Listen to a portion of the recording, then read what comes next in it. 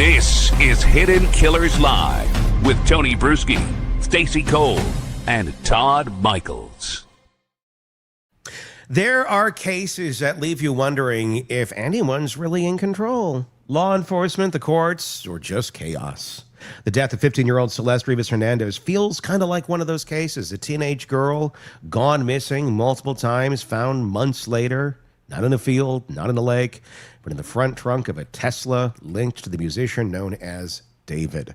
What followed wasn't clarity, it was more confusion. A search warrant to the Hollywood Hills home tied to him, a landlord claiming critical evidence was left behind, a private investigator stepping in saying he found sadistic plans detailing what was to be done with Celeste.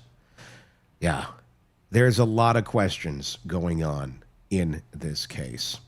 Former FBI Special Agent Jennifer Coffindaffer joining us to help us break this all down over the weekend. I know you were breaking it down over on your channel, Break the Case. I watched some of that. Then I made a McDonald's Happy Meal themed piece with Sora that involved D4vd, which was, it was horrible.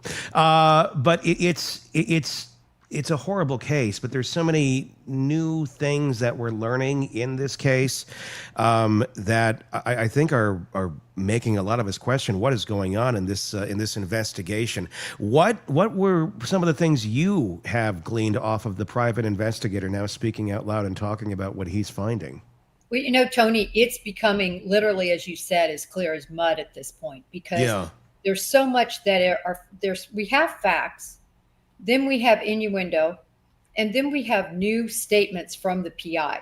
So if I could, and I actually jotted a few of these down just to give everybody a refresher of our facts. Yeah. The facts are April of 2024, she was reported missing. September 2024, she was reported as being back home because she's on video. So it wasn't reported by her family. Nobody told law enforcement, but we know she's back home because we've all seen the video. Yeah. According to records, law enforcement records regarding the missing case in that jurisdiction, there were 3 actual missing episodes reported. Okay. So that catches us up on the missing piece. There was a parking violation of D4vd's Tesla on August 27th, 2025. There was another parking violation on 9/3/2025. On September 5th, 2025, his vehicle was towed.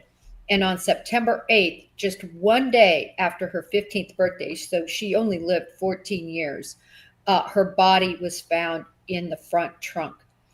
Right after the very first reporting, and this was from KTLA TV, and I always look at the local reporting. They are always on it before it ever becomes a national story. Nobody even knows whether it's going to become a national story. It started out with a body in this trunk, and then all of a sudden it was a body in D4vd's trunk, and then all of a sudden it was Celeste, right? This was stepping stones. But this was from the very first report, and they reported a dismembered body in the front trunk of the Tesla. This was when they were trying to help in LA get information related to who this could be in this trunk. So they gave a big description: 5'1", wavy black hair, tube top, black leggings, yellow bracelet, stud earrings, 71 pounds, and a finger on her right index finger, SHHH ... So that was the description given to the public when this first broke.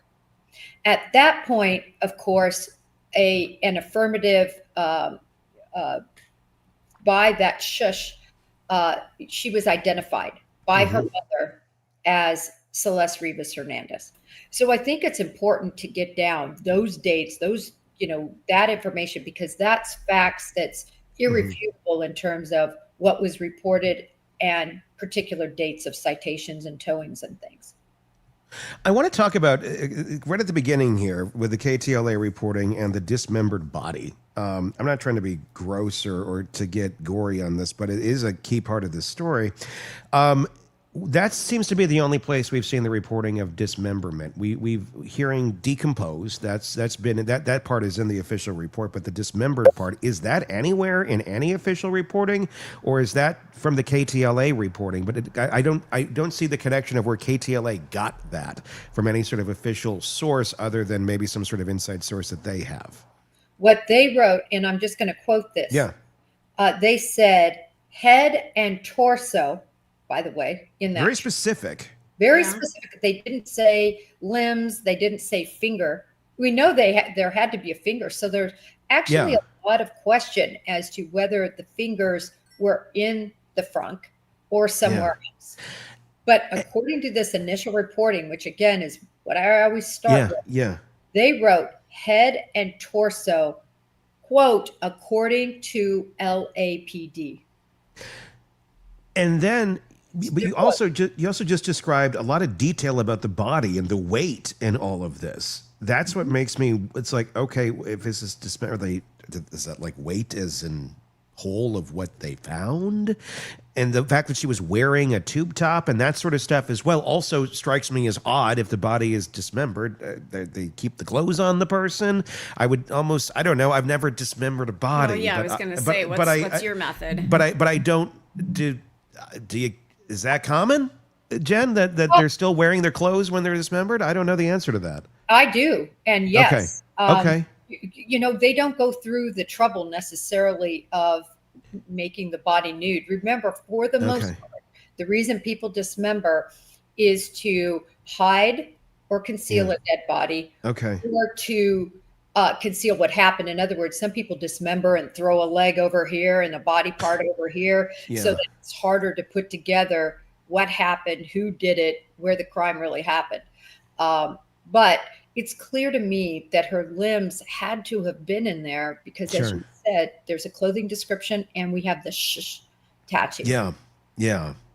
So intact to a certain extent. We don't know exact, but the word dismembered is in there, which could mean a part. I mean, that could, I don't know. We just don't know the extent to which, so it's hard to just speculate. With that being said, so we know that. We also have learned new things with this private investigator and the claims that he is making. We've established now what we know officially from the LAPD, but what about these new claims that have come out over the weekend with the private investigator? What have we been learning there? And can I interject something really quick? Oh, I'm sorry. No, you're fine, hon. My biggest question is, who authorizes a PI to go into a crime scene? From a logistics the owner standpoint. of the house hired the PI. Okay, that's the part I was missing, because I was trying to figure out why this person was allowed in and allowed to do as much as they could do, as much as they got out of the story. Who allowed this? And what does the LAPD think about that? Well, it's a great question, Stacy. For just by way of background, he was hired, as Tony said, by the owner of the mansion. Now, the owner of the mansion says that he rented this to the manager of D4vd, and that, according to the PI, he didn't even have any idea that D4vd was staying there or who was staying there, for that matter. And that happens often, right? You lease the house to somebody, you don't know exactly who's going in and out. You don't monitor that information, and that was made very clear. But to go over the PI's information, and I'm going to go over, it's very, very specific. So as an example, the PI says that on 7/29, that is when the vehicle was abandoned, the Tesla where the body was, and that nobody entered it that he knows of. In other words, the body would have been in there. There was no sign that the body was put in there after. I think that is a critical point, that 7/29 now, we have sort of a starting point of when it was parked. He says he knows who parked it because the person who parked it wore very distinctive clothing. And he knows that they were in the mansion because he has photos of the same person wearing these distinctive clothing in the mansion 12 hours prior. He never says on Ashley Bamfield or with Jesse Weber who the person is, even though he says he knows who it is. He never says that, and he says he doesn't want to get in trouble with LAPD. But then a close associate of his on social media makes a comment that it could be, or that they believe it's this person named Neo, who is a close associate, a former close associate of D4vd. They actually specifically said that this is based on information from the PI in conjunction with the fact that this person erased their social media, in conjunction with the fact that D4vd and Neo are no longer closely connected, it would seem, for sure, on social media and publicly, obviously, since D4vd hasn't been in the public. And so when you put all of that together, social media is speculating this. And that's where we get into, Tony. Yeah. It's a big leap, but I think maybe that gap can be filled in by the fact, if it is a fact, that PI told his associate about this. It's a big secret to keep. The PI is saying that the person that was driving the car, this is according to the PI, was, how do you, because there's an artist named Neo. I'm sure it's not that person, but is Neo any, how do you spell this? Neo. Neo. Okay, that's different than the other Neo. Okay. And I'm sure the other Neo is not enjoying this story at all. Yeah. Yeah. So anyway, just to be clear, PI doesn't say this is Neo. Associates of the PI are saying it's Neo, and that they put this all together based on statements by the PI in conjunction with social media activity. And there you go. That's so that's the nexus of this, and this is where the game of telephone continues, of associates of. So I mean, obviously all this unconfirmed, and not in no way saying that this person did anything. I mean, we don't even know if this person knew what was in the trunk, for that matter. That would be, that's still up for speculation. What do we know about what was found in this house that D4DV, or that David was renting, that the private investigator is now working for the owner of that home, who said, I want to hire somebody to look into this further? Well, and it made some sense to me that an owner of a mansion in this situation would want to have somebody look into things. Look, they want to make sure that they are not going to have any culpability, civilly or otherwise, and they weren't getting any answers. The other thing that was interesting, at least according to the PI, I am prefacing all of this because we're playing telephone now. Yes. These are words that specifically he said on national television. He said that things were left behind by LAPD, and that they did not collect, that he felt, meaning the PI felt, were evidentiary, that were left behind by the LAPD. He describes electronics, like a DVD or some other electronic. Yeah, a DVR, I believe, was listed. Sorry, DVR. Yep. And then also he describes information that he came to know, as you had in your lead up to this conversation, specifically scary, sadistic, I'm quoting the PI, mind-blowing and twisted. So basically, this would have been information, obviously, that was left behind, that then he found the PI. And he says within, short order, he, the landlord, whoever, they turned this all over to LAPD. Two huge points on this. Yeah. Why? It's ruined. It's ruined now. Yeah. Very much so. Chain of custody. It's gone. Not only the chain, but it's just also, they could say, well, they searched there and it wasn't there, and then somebody planted it there, and it's completely bastardized, that evidence. And second of all, now to me, it's called, not that it shouldn't be, but really public scrutiny and scrutiny overall on the LAPD's job on this. Yes. That now the prosecutor is going to be hesitant, and they know they're going to have to face this in a court of law. God forbid they get somebody as good as Alan Jackson to make hay of all this. I mean, this is something you actually should make hay of. Yes. And if you get somebody, a good defense attorney, they are going to blow this up. So it's very interesting, because my question is, and then we should get, I know, back to your question or answer to your question, but what is the motivation of this PI to come forward.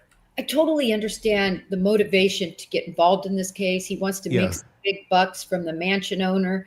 He wants to get involved, but that's the whole purpose for a name to be P for private investigator. Sure. You're supposed to keep everything private and try to be solving the case instead of blast it all over the media as to your findings. I find that very problematic because of the harm it's causing the investigation.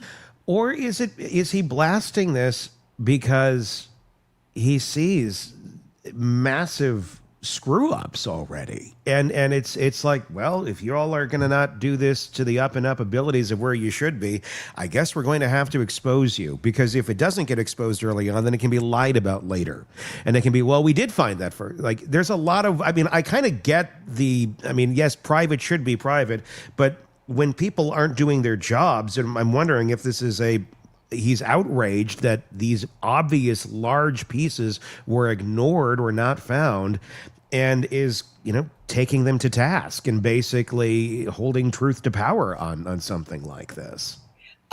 Perhaps, I don't know necessarily his motivation. Sure. But I can say this, Tony, to me, that again, is this the right time for that? Is it? Yeah. I mean, it's exactly. I mean, is that going to help the investigation? No. Will it is it part of holding it accountable? Yes. But is that the right time to do it? I don't know the answer to that. How on earth do you think it is that the LAPD went into this house? We heard reports a couple weeks ago when they were in there that they were like scouring drains. So I'm thinking, okay, they're doing a thorough search of this, and we just kind of got to wait and see what happens, because investigations do take time, and they're going to be quiet while they're making their investigation. But then you hear a report like this, and again, this is just from the PI that's making these claims, that there's these disturbing, and I'm paraphrasing, letters or notes that were found that talk about the Celeste problem or something of that nature, and even more dark things, it sounds like, is what he's been alluding to, in writing. How do you miss this? Yeah. No, you're exactly right. And when you look at it, first of all, that search warrant was served on September 18th, just to get our dates lined up with when her body was found. And then pretty shortly thereafter, this search warrant happens. And yes, according to reports, again, from a lot of the local media, there were drains searched, and, which makes sense because they're looking for blood, hair, anything that could be trapped in that drain. So it looks like it's thorough, but the bottom line is, when you do these investigations, you really want an evidence response team that's fully trained on how to collect evidence. They start from ceiling, literally making sure nothing is loose up in that ceiling, going all the way down to the floor, making sure no floorboards, no stains when you lift the carpet, that there's nothing stained there, that there's no evidence in all four corners of just a quadrant that each room should be divided up into. And this makes it clear to me that either they didn't divide it up, or the people they had conducting the search really weren't clear on what to search for. Let's be clear that in these search warrants, while they outline what you can search for, basically, if they put a piece of paper, you can look for in places small enough to contain a piece of paper. So there's no excuse that says, oh, it wasn't on the list. No. That's not how it works. That gives you the legal authority to look in places where this could be found. And this clearly, if it was there then, would have been evidentiary by his description. Yeah, I mean, these just seem like such, I mean, I'd be curious as to where he found these pieces of evidence that he's talking about. Like, where were these notes? Why was that? And that also strikes me as a little bit odd too, quite honestly, of anybody of that age writing anything down, right? And putting it on a piece of paper. Granted, we did talk about some digital. Maybe it was more digital, because he did talk about it, getting the DVR out of there, or some hard drives, things of that nature. Maybe this was captured digitally. Maybe I'm just running to a conclusion there too fast.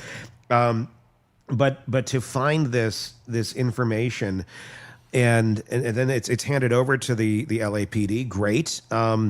it doesn't sound like from the interviews that I watched with Ashley or with Jesse, was that he's trying to work against the LAPD in any way, shape, or form. He seems to be finding stuff and turning it over. But again, you have a private investigator doing that versus the actual LAPD who is investigating this case as the lead right now. What does that do to the evidence? I mean, what does that do to the investigation when things like this are brought in that sort of a way?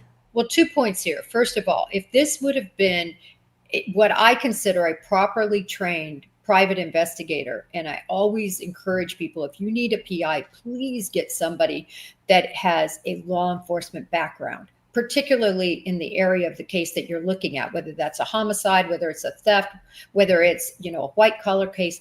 Get a law enforcement person that has 20 years of experience making mistakes, working these kinds of cases, knowing the inroads, also having great relationships, typically with people on the force that are currently on the force because they've worked with them for years, right? And this is the critical error. When you go into there, I wonder if he was even gloved. I'm sure he wasn't. But then you say, whoa, there's this DVR or DVD, whatever it was that was there. And there's paperwork. Okay, first call. Listen, I'm at D4vd's house. I'm securing everything. Nobody else is going back in. I need you to get over here and take a look. I think you all might have missed something. That is the proper protocol, not gathering it all up and, running it down to the PD. I'm just flabbergasted as to how it was answered. And again, my point here is to not go after the PI. The point is to make clear what these mistakes mean to the investigation. And John, to that point, and I'm not going to ask you to speak for police organizations across the nation, but how do they view a private investigator being called in? How do they view them on a professional level? What's your take on that? Well, I can tell you for the most part, they can't stand it. And you might say, well, the reason they don't like it, and again, I'm just speaking from my personal experience in law enforcement for 28 years. The reason isn't because you're worried about people, second guessing your work or finding your mistakes. That has nothing to do with it.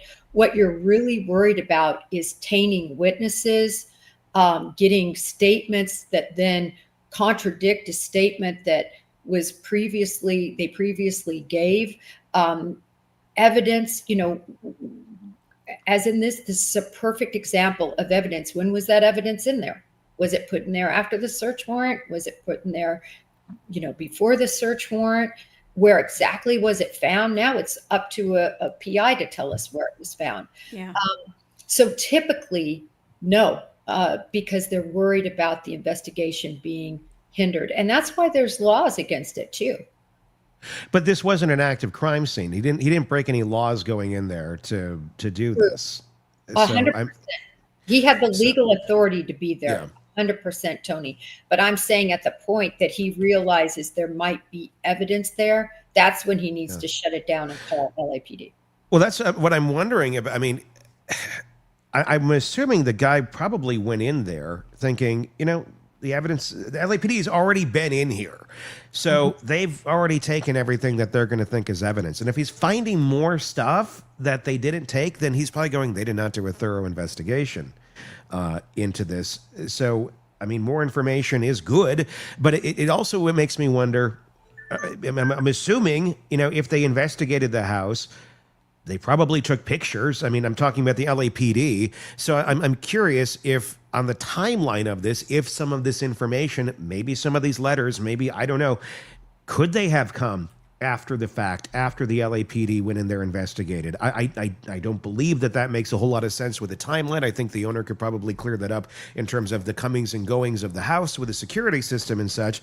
But I guess that does open up the question of, was somebody from his crew in there and they, for whatever reason, left these notes behind? I don't know. I mean, it begs another question and another, bump in this timeline that we don't really have the true answer to.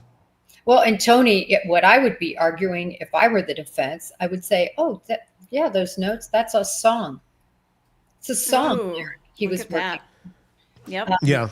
There's no way this has to do with Celeste. Obviously he was writing other songs about Celeste. Mm-hmm. This is just a follow-up song about how we're going to dispose of Celeste in a sadistic, mind-blowing manner. When you're having people try to cover up something horrible, and I'm trying to look at it from the aspect of, did she die by some sort of accident, by her own hand, by something, and now this group of people who are not good at problem solving are going to have to try and figure out a way to get rid of this body? I mean, disposing of a body in general is a pretty dark, sadistic type thing to have to do if you're doing it and you're not a funeral homeowner. Right. It's not like normally a thing anyone is doing on their own. But then to have to contemplate all the ideas and all the ways to get rid of a body, I'd be curious to know what he's talking about in the dark, sadistic sort of realm that he's referring to. Is it dark and sadistic because of the act of what's going on here, or is it more dark and sadistic because it's pretty gross what you have to do to get rid of a body? Well, Tony, to your point, just say, and another point that the PI made that I think is very relevant. He said he has all these pictures. I can't remember the number, but it was a lot of pictures of her.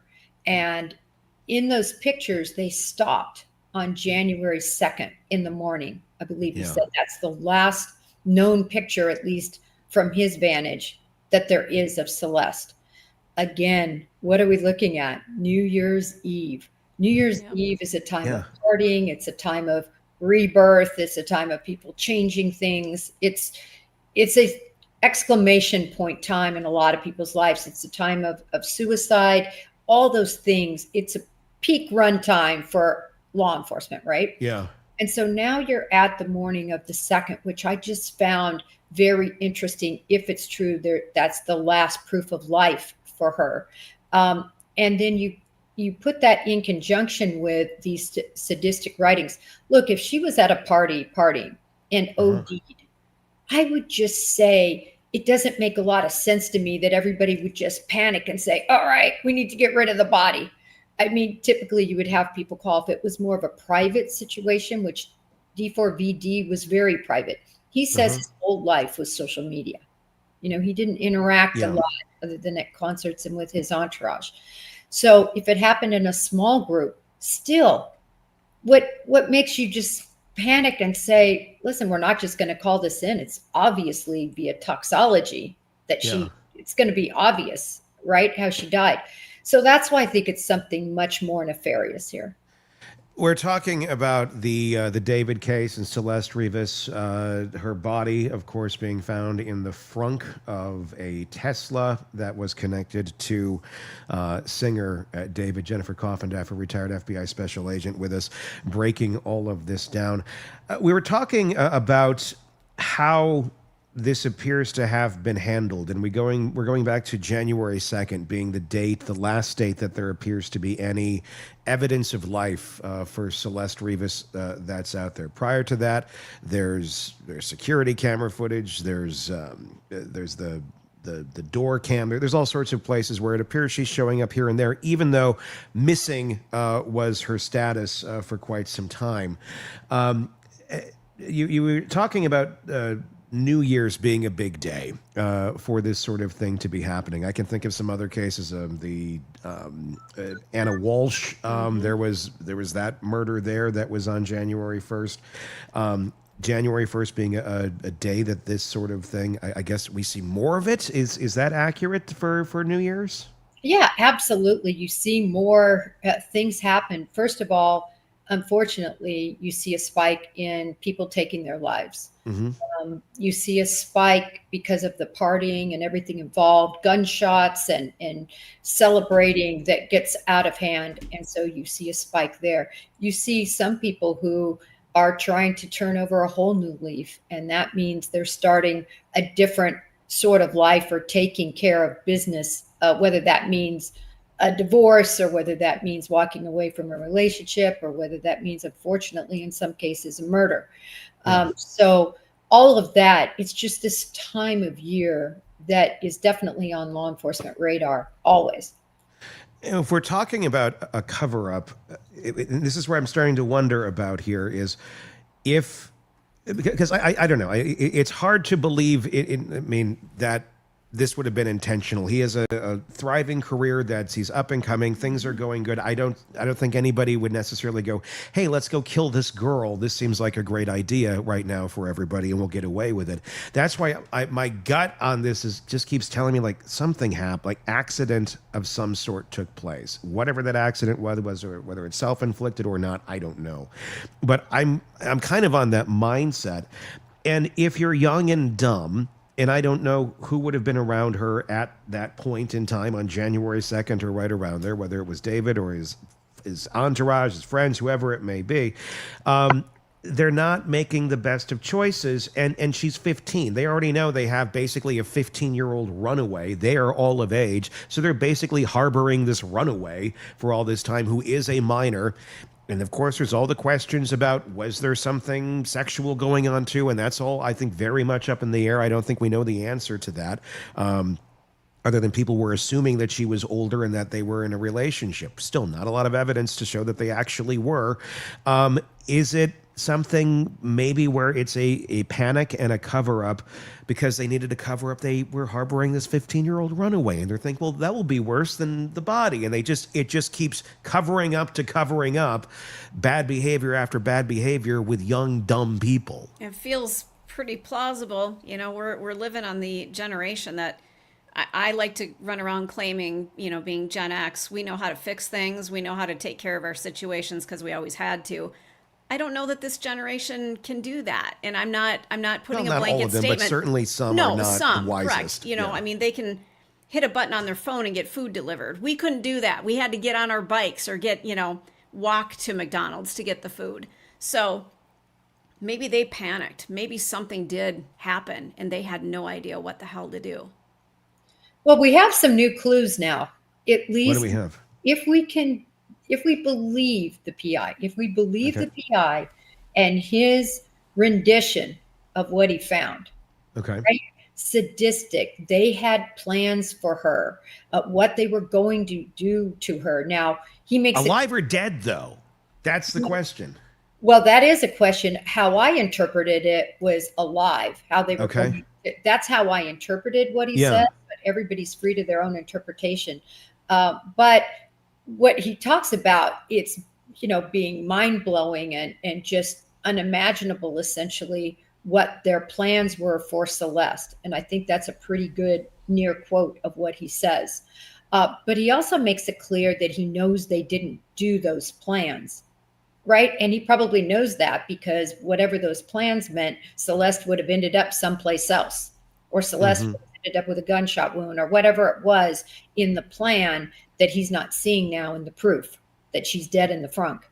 So I get that it doesn't line up, and he made the point, law enforcement can't arrest somebody for what they plan to do when it's clear they didn't do that. But it also, to me, sheds light on a darkness that I don't think we necessarily knew. The other thing is, Tony, and you and I have talked about this, in a court of law, I agree with you that some of this lyric, the blood, these videos, him dragging a body and throwing it in the trunk,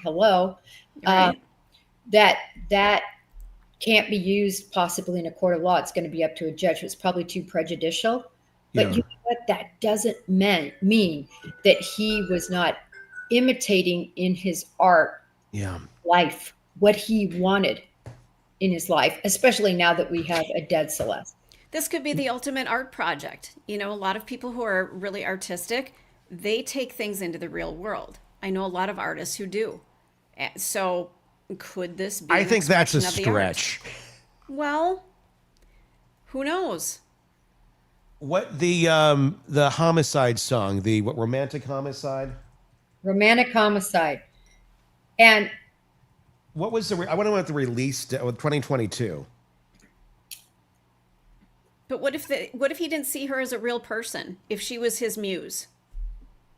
Well, 2022, he would have known her, at least over internet. Would have been grooming her. Well, I was curious about the release date of it. Like, was this, because I didn't know if it was created in this last year, because January 2nd is almost a year ago now, if it would have been something within that timeline. So, I mean, yeah, I mean, it could be a post thing, but it would have been even worse if it would have been like, oh, it came out in July of this year. Oh, it I did agree. not. Yeah. Tony, I want to give you just a little snippet of that lyric. Yeah. In the back of my mind, I killed you, and I didn't even regret it. I can't believe I said, but it's true. I hate you. It's just dark. It is dark. A lot of music is dark, though. A lot of artists are dark. That's the coincidence, if it is a coincidence, of what and not that he's being accused of anything right now, but the fact that his proximity to something this dark and his lyrics match up to very dark concepts certainly does not look good. It does not play well for him. I know, or his crew or his entourage. But again, there's so many people involved in something like this and in a crew like this. It's not usually just the artist that's there by themselves, and that's why it's going to be so key to understand. It looks like the PI is already starting to get into that of who had possession of the car. You know, did they know what was in the car? What were they doing? What was their relationship? But we're also learning from what you were saying earlier, a lot of social media disappearing and some just kind of behind the scenes things and actions that seem to have taken place that don't necessarily point to a crime per se, but they point to someone not wanting to necessarily be looked at either. Would that be accurate? Yeah, you know, I wrote a list actually of, to me, the key points that he's done after this that just don't look good. Yeah. First of all, he cancels all of his tour dates. Yeah. This is a lot of money. This is a lot of time preparation to get these dates overseas and everything. That is a huge clue to me. Number two, he erases multiple social media posts. That's very concerning. Anything that looked concerning, it's gone. He moves from the house where he was residing and paying $20,000 a month. He breaks that lease. Another very costly decision. His complete silence. And I say this because of this. It's not going to hurt him in terms of being looked at as committing a crime if he just simply comes out with a written statement. It can even be from his lawyer that says something to the effect of, Celeste was such a dear friend of mine. I am so, broken up with the loss of her life. Something as simple as that, but it's been complete silence. Then he wasn't at the funeral, which I think we all kind of expected. He retained counsel, which he should have. Everybody should. But I can tell you, so many people that are innocent and know they're innocent and can explain their whereabouts, they don't get counsel because they know they're innocent and they don't want to waste the money. Secondarily, that just happened, he transfers his property to Mama, at least 2 places in Texas. I just think all of that doesn't bode well for how he's appearing. No, I mean, it does not bode well for how he's appearing at all. But at the same point, also, I would argue, and I've made some videos about this too, where it is also the movements of someone who is trying to protect themselves if they're being accused of something, even if they didn't do it. You would do these things. You would move property. Because you don't know what is ahead, what possible charges could come at you. Even if you have nothing to do with this, the shitstorm is on the way. Batten down the hatches, whether you invited it in or not. And some of that does seem to make some sort of sense. I do wonder about the tour and all of that. I know the dates were canceled, but obviously it's another thing where the system is involved. There's a lot of people involved in that decision. It's not necessarily just David alone that would be making that call. I would be wondering if there's promoters, the promoter got involved, whoever got involved and said, we're not gonna put any more money into this because all of this is going on over here. I'd be curious how much of a hand David had in making those choices of canceling the tour, of delaying the album, of doing those sort of things, things that involved the company literally the corporation of whatever David is labeled as, and those decisions being made, and who was making them, and for what reasons. I think that plays a big part in something like this too. I agree. And I'm glad you're doing devil's advocate, because you make a lot of good points. I still say, if I'm David and I have millions upon millions upon millions that are going to be possibly earned, I mean, look at the magnification of his social media songs. Everybody wants to hear them. People that would have never listened to them are. I mean, he's got millions of hits every month that he wouldn't have had but for all of this blowing up. Can you imagine the concert goers? Yeah, I mean, he would sell out right now. Honestly, I mean, R. Kelly was selling out until he was put behind bars, and literally, and everybody knew what was going on there. So yeah, I mean, I would think it'd be more of a personal type decision. If you had nothing to do with this and you know you're going to be vindicated, yeah, keep going and keep making your money. Why stop if you had nothing to do with it? Why do you want this to hold you down? And also, but then make a statement about it. Make something where, you're hurting just as much if you have nothing to do with this. That, I think, would be very powerful. And I mean, there's a lot of ways this could be played depending on what exactly happened. And I'm not saying played in a way of manipulating the system, but if this was an accident, if this was an overdose, if this was a this or a that, I mean, it could be used for awareness. I mean, it could be used for, hey, this is really sad and horrible. My friend died this way. But unfortunately, so many bad decisions seem to have been made right after she died. However, that may have been that there's no way around that anymore. And it's just covering for bad decision after bad decision after bad decision. And here we sit. Well, and don't forget that lyric, at least in his playing it out, he murdered and he didn't regret it. So that to me plays into the psyche, because now we don't have any sign of remorse, not even a sentence that's out to the public. We don't publicly, but legally, any attorney is going to tell him to shut the F up. And he seems to be listening to whoever attorney he has that would likely be saying that. I mean, as much as we on the outside would want to hear more, as much as his family would probably want to hear more, as much as his fans would want to hear more, it's the silence, the unknown that makes this case really what it is. Because when it's unknown, things can kind of fester and go everywhere. Are you surprised we have not, at this point now, I mean, we're about damn near like 2 months into this thing, and still we don't have any charges against anybody. Are you surprised we haven't heard anything out of the David camp of any type, of any magnitude? Well, no, I'm not surprised, only because of the condition of her body. By the way, I wanted to say that very early on, again, back to this very early on reporting, NBC reported that according to the LAPD, and that actually, I think it said the sheriff's office. It said the sheriff's office that this was a homicide.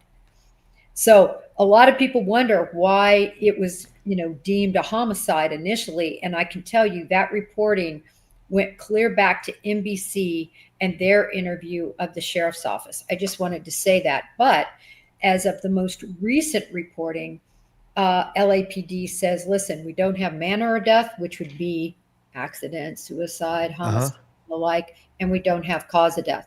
They don't have cause of death, Tony, because it's going to take forever for a forensics examiner, an anthropologist, literally an anthropologist, to try to figure out how she died and exactly when she died.